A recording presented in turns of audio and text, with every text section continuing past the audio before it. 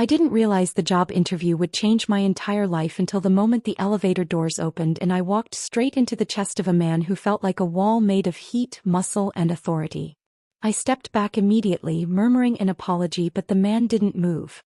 His presence filled the hallway in a way no ordinary person could. There was a stillness to him, controlled, watchful, as if he was assessing everything about me without saying a word. And somehow the space felt too small for the two of us, even though the hallway stretched wide and quiet.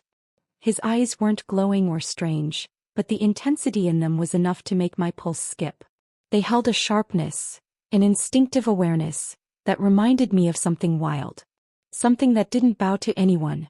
"Watch where you're going," he said finally, his voice low, even, and dangerously calm. Not angry, just naturally commanding, as if authority was part of his breathing. The kind of tone people obeyed without thinking. I didn't know his name yet. But later I would learn who he was, what he was, and why being in his presence made my whole body tense with a mixture of fear and something I didn't want to name. For now I forced myself to nod. "Sorry. I didn't see you. You should be more alert," he said, as if it were a personal failure that I wasn't. "This building has a lot of people moving through it." His words were sharp, but his gaze stayed on me longer than necessary, like he was trying to place a scent he recognized but couldn't quite identify. There was a flicker of something in his eyes, a kind of instinctual reaction that made the air between us shift. It wasn't human curiosity. It felt older, deeper, primal. Before I could respond, he stepped around me and kept walking. He didn't look back, but I felt the echo of his presence long after he disappeared down the hallway. Some people carried an aura of confidence. Some carried intimidation. He carried something more, something that made me feel like I had brushed against a force of nature. I tried to shake it off as I continued toward the office where the interview was supposed to take place. I needed this job. Desperately. After my mother's medical bills, the late rent notices, and my exhausting list of rejected resumes, this nanny position felt like my last chance to pull my life back together. A billionaire household, 2 5-year-old twins, and a salary that could move me out of survival mode. All I had to do was get through the interview. I entered the waiting area, gave my name, and tried to calm myself enough to breathe normally again. My heartbeat was still unsettled, as if it remembered that stranger in the hallway more vividly than my mind wanted to. "He's on his way," the assistant said. "You can go in now." "He?" I repeated, confused. The assistant blinked. "Mr. Damien Blackwood. The children's father." The breath left my chest. The man from the hallway. Of course it would be him. I pushed open the office door and found him standing behind a broad desk, looking over a folder. He didn't lift his head until I stepped inside. When he finally looked up, something colder passed through his expression, not detached but guarded. Controlled. Almost instinctive. "You," he said simply. I swallowed. "I didn't know that I was the one interviewing you," he finished. "Or that I was your potential employer." His voice held no warmth, but it didn't feel personal. It felt like this was simply who he was, direct, blunt, a man whose world didn't allow softness. I forced myself to remain composed. "I'm here for the nanny position." "I'm aware." He gestured to the chair in front of him. "Sit." It wasn't a request. It wasn't rude either. It was just alpha. Firm. I found myself obeying before my mind caught up. "Your resume is impressive for someone your age," he said. "Experience with children, a clean record, excellent references." He paused. "But I don't hire based only on paper." His gaze locked on me again, steady, evaluating. I felt like he was trying to read not just my expressions but my intentions, my character, maybe even my instincts. "Tell me why you want this job," he said. I didn't sugarcoat it. I couldn't afford to. "I need stability," I said. "I need steady work. And I genuinely love children. I can offer patience, structure, honesty, and loyalty." His eyes narrowed slightly, not in suspicion but in thought. "You forgot something," he said. "What?" "Fearlessness." His tone deepened, quiet but heavy. "Anyone taking care of my children needs to be able to handle pressure." Something in the way he said it made my stomach tighten. Not fear, anticipation. Like he was warning me that life in this household wouldn't be ordinary. "I can handle pressure," I said. His jaw clenched as if he didn't entirely believe me, or didn't want to. "Do you scare easily?" "No. Lies don't work on me." My breath hitched before I could stop it. Are you always this? I searched for the right word. Intense during interviews? This isn't intensity, he said. This is me being calm. Something about the way he said it made my skin warm like a small shiver of awareness. A reminder that the man sitting across from me wasn't normal, even if he looked like it. He didn't show fangs or claws. He didn't growl. He didn't shift into anything. But every movement, every glance, every controlled breath carried the unmistakable energy of a predator who knew exactly what he was capable of. A werewolf alpha in human form. I didn't have to see proof to know it. My instincts recognized him before I consciously did. He flipped the folder closed. You'll start tomorrow. I blinked. Wait, you're hiring me? If you weren't fit for the job, I would have known the second you walked in. His gaze lowered for a brief moment. Not inappropriate, just observant. Almost like he was picking up something deeper than sight alone. You'll do. But, you barely asked me anything. I don't need to. He stood towering over the desk. I rely on instinct. I didn't miss the emphasis. He wasn't talking about normal instinct. Be here at 7, he said. The twins wake early. And one more thing. I waited. Don't be late. Wolves don't tolerate unreliability. He said it so casually as if the word wolves was part of everyday vocabulary. He didn't flinch, didn't correct himself, didn't pretend it was a metaphor. He meant it. Understood, he asked. Yes, I whispered. He stepped closer, not enough to touch me but close enough for me to feel the shift in the air. Something warm. Something powerful. Something undeniably alpha. This house, he said quietly, isn't easy for outsiders. And neither am I. Before I could answer, he turned away, dismissing me without cruelty but with absolute finality. I walked out of the office fully aware of one truth. My new boss wasn't just a billionaire. He wasn't just a single father. He wasn't just intimidating. He was an alpha. One who didn't need to transform to make his dominance felt. And I had just agreed to step into his world. I arrived at the Blackwood estate the next morning with my heart beating faster than I wanted to admit. I had barely slept after the interview. Every time I closed my eyes, I replayed the moment Damien said wolves don't tolerate unreliability. He hadn't been joking. He hadn't said it metaphorically. He meant exactly what he said. It still didn't feel real that I was stepping into the world of a man like him. A billionaire, a father, a leader, and something not entirely human. But the driveway alone reminded me I wasn't imagining any of it. His estate wasn't the kind of mansion meant to impress guests. It was the kind built for security, privacy, and control. The tall iron gates, the thick trees lining the property, the way every window seemed to be positioned with purpose. It all carried the feeling of territory. A wolf's territory. I checked the time on my phone again. 6:56 a.m.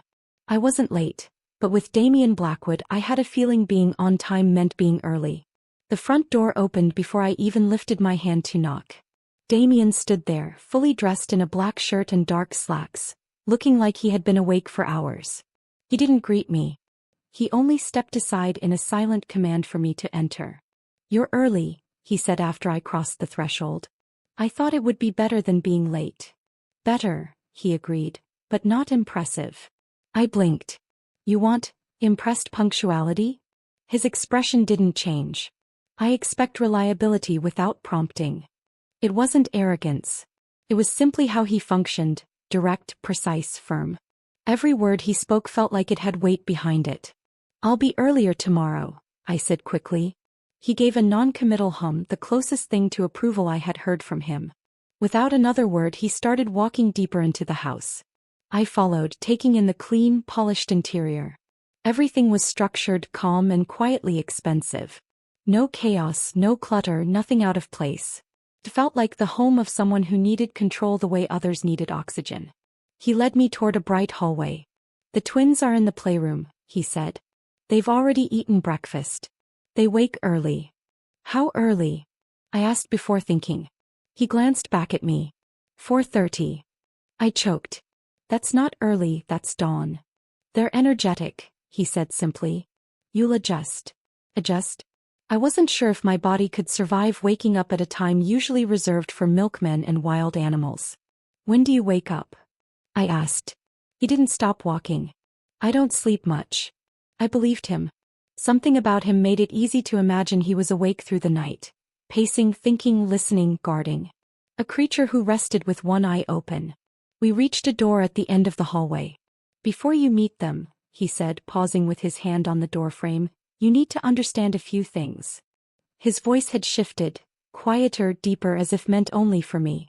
They're not just children, he continued. They're mine. Which means they have instincts you might not be used to. They can sense emotions sharply. If you're anxious, they'll feel it. If you're lying, they'll know. If you're unkind, his jaw tightened. They won't let it go. I tried to stay calm, but his words tightened something in my chest. Are you telling me they're like you?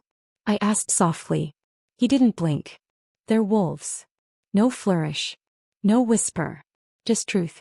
I nodded, absorbing it. I knew he wasn't telling me everything, but I also understood what he wasn't saying. The twins weren't dangerous. They were sensitive. Proactive. Pack-born. And you're sure you want me here? I asked. If I weren't, he said, you wouldn't be here. Then he opened the door. Inside, two small children, one boy and one girl, both dark-haired and bright-eyed, looked up from the block tower they were building. The boy jumped up first, running straight toward Damien with absolute familiarity. He wrapped his arms around his father's leg, but instead of bending to hug him back, Damien simply placed a hand on his head, a silent but warm gesture. This is Lucas and Lily, he said, nodding to them. Children, this is Isabella. She's going to stay with us for a while. Lily stared at me with a curious tilt of her head. Lucas sniffed the air in my direction. Not rude, just instinctive, like someone gathering information the only way he knew how. You smell like outside, he said bluntly. I tried not to smile. I walked here from the gate. He nodded, satisfied by the explanation. Lily stepped closer and took my hand without hesitation. Her skin was warm, almost noticeably so. Do you like puzzles? She asked. Yes, I said, very much. She smiled. A small, bright expression that felt like the first genuine welcome I'd received in the house. Damien watched quietly, his arms crossed loosely. He didn't speak, but his attention never left the three of us. Not in a controlling way, but in a protective one. As if he needed to make sure this interaction didn't disrupt the delicate balance of his household. You'll take them to the yard at 8, he said. They need fresh air. Okay. Keep them close. They wander. Noted. He held my gaze a beat longer, as if trying to sense something beyond my words. Whether I was truly capable, whether I had enough instinct to handle children with stronger senses than most. You'll do, he said quietly. With anyone else it might have sounded dismissive. From him it felt almost like a rare compliment. Then he turned and left the room. The children wasted no time pulling me into their world. Lucas proudly showed me his collection of toy wolves, each worn at the edges, clearly loved. Lily wanted to braid my hair because Daddy's hair is boring and needs help. I laughed more in that hour than I had in months. They weren't difficult at all. Just energetic, curious, and startlingly perceptive. When 8 o'clock came, I ushered them toward the backyard. As soon as we stepped outside, the air shifted. A breeze brushed my neck and something about it felt alert. Not dangerous, just heightened, like invisible attention watching over us. The twins ran across the grass with unrestrained joy, but neither strayed far. Every few seconds they glanced back, not at the house but at me. As if making sure I was still there. As if I was already becoming part of something important. Daddy watches from the window, Lily said suddenly. I looked up. She wasn't wrong. Damien was standing in the upstairs window, arms crossed, expression unreadable. Not spying. Not checking my work. Just observing. A guardian watching his territory. And his pack. Even from a distance, his presence filled the space around us. His gaze wasn't cold though. It was sharp, protective, and quietly intense. When he saw me looking back, he didn't look away. For a moment, something passed between us. Something I didn't yet have a name for. A pull. A recognition. A kind of awareness that didn't belong to strangers. Then he turned from the window and disappeared inside. The twins ran back to me laughing, and as I knelt to tie Lucas's shoe, I realized something that made my stomach dip. This wasn't just a job. Being here, being near them, being near him, was already pulling me into a life I didn't fully understand. And despite everything I didn't know, I didn't want to walk away. I didn't expect the Blackwood household to start feeling familiar, but within a week it did. The twins took to me faster than I expected and their routines slowly became mine. Breakfast at dawn, learning activities, outdoor time, quiet time, stories, games, energetic but manageable. What I hadn't adjusted to was Damien. He remained a constant presence in the house, even when he wasn't physically in the room. His footsteps, his voice, even the atmosphere seemed to shift when he walked past. He didn't hover, but he didn't fade into the background either. I wasn't sure he even could. His presence felt like it was built into the walls, like the house existed around him, not the other way around. He wasn't unkind. He wasn't warm either. But there were moments, small ones, where a softness appeared in his expression, especially around the twins. It wasn't obvious, but it was real. One evening, a week after I started working there, I sat with Lucas and Lily on the living room floor as they colored in a book of animals. They drew wolves, of course. Always wolves, always familiar shapes. They handled the crayons with surprising precision for their age. Lily stuck her tongue out a little when she focused, and Lucas leaned against me as he colored, the weight of his small body grounding me.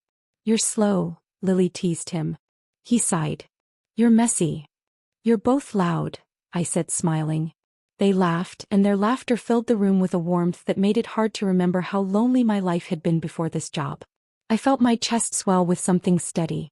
Something that wasn't just affection, it was responsibility. Belonging maybe. Or the beginning of it. At some point I realized the room had gone quieter than usual. Damien stood in the doorway watching the three of us. I didn't hear him come in. I never did. For someone with such a commanding presence, he moved with an ease that was almost silent.